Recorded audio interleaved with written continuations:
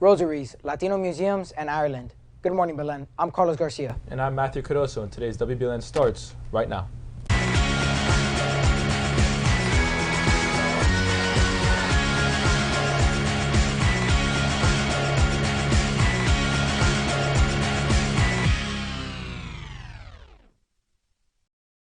As we welcome October, we join with the church throughout the world in the celebration of the month of the Rosary. The Rosary is a very important tradition that goes back all the way to medieval times, almost 1,000 years. And it's a way of getting in touch more with the life of the Virgin Mary, the life of Christ, whom we seek to imitate by reflecting on the mysteries of the life of both of them.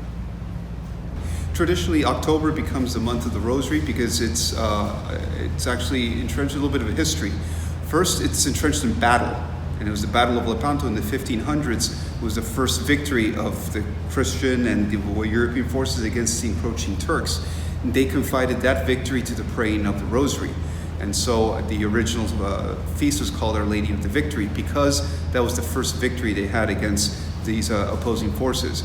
The Pope accredited that continuous praying of the Rosary. He ordered all Christians all throughout Europe to pray and for the success of that battle, and well, they won, and the Turks were repelled, and from that day on, the campaign and that war kind of went to the favor of the European side, and so that was the basis of this feast and why we celebrate, why we pray so often in October.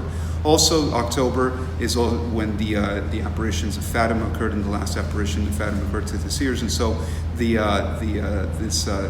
this tradition of praying the Rosary in October is also reinforced in recent history as well. In this month, we'll have several opportunities to pray the Rosary. You're encouraged to pray the Rosary on your own, especially there's at lunchtime, there's usually a Rosary going on in here in the chapel, or you can pick one up on your own. Campus Ministry has a little pamphlet that you can ask for that teaches you how to use the Rosary if you're not familiar how to use it.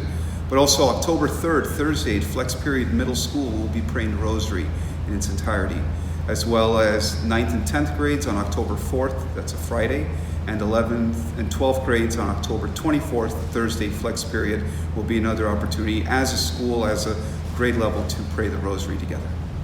The Rosary is truly one of the most powerful prayers we can engage in. Campus Ministry invites all of you to take the month of October to strengthen your commitment to this powerful devotion. Our school chaplain, Father Christian Science, has blessed each one, and it is our hope you can carry it with you in your pocket or on your keychain or in your school bag and pray with it as often as you can. During this National Hispanic Heritage Month, a 15-year effort to establish the first ever National Museum of the American Latino is getting some star power. From actors to musicians, there's a renowned goal to get Congress to finally approve the plan, including Grammy Award-winning Emilio Estefan. Ricardo Blanco has more. He's won 19 Grammys, and without him, we wouldn't have superstars like Shakira or J-Lo. And now legendary musician and producer Emilio Estefan has a new mission. In the long run, you can accomplish a lot of things, but it's what you leave as a legacy for the next generation. He's using his fame to revive a 15-year project to create the National Museum of American Latino in Washington, D.C. Now it's up to Congress to pass a bill needed to make this a reality. This museum absolutely will be a tribute to the United States. Stefan is hopeful that the new social media campaign called One Nation Presente will help. Meanwhile, the Smithsonian isn't waiting around for legislation. They're planning on opening a permanent Latino exhibit at the National Museum of American History.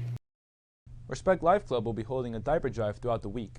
Please be sure to bring a box of diapers and drop them off in your flex room or Ms. Caruso's office.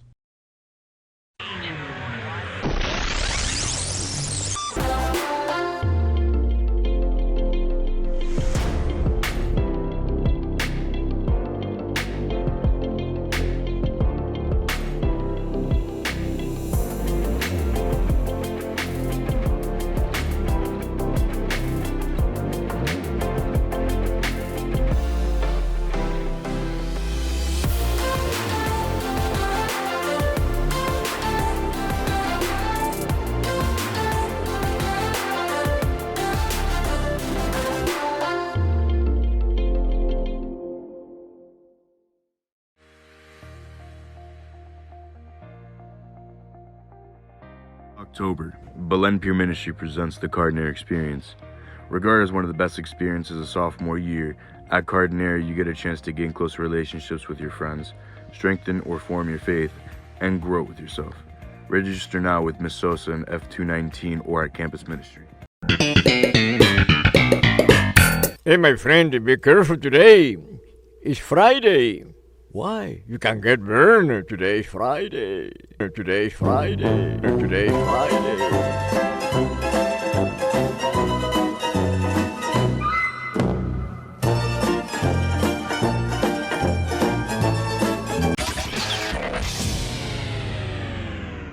What's up, Wolverines? Here are your sports for today.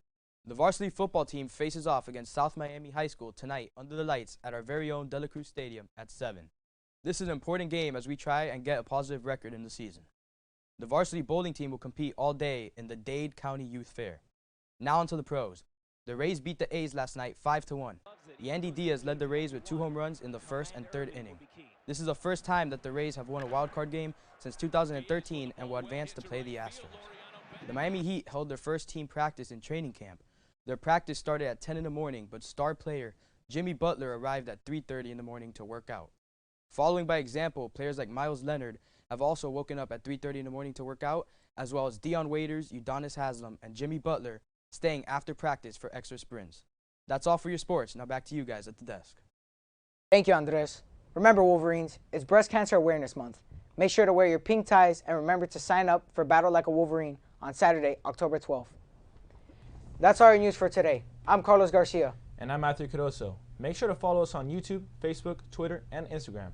And have a wonderful day. And remember, stay golden, Wolverines.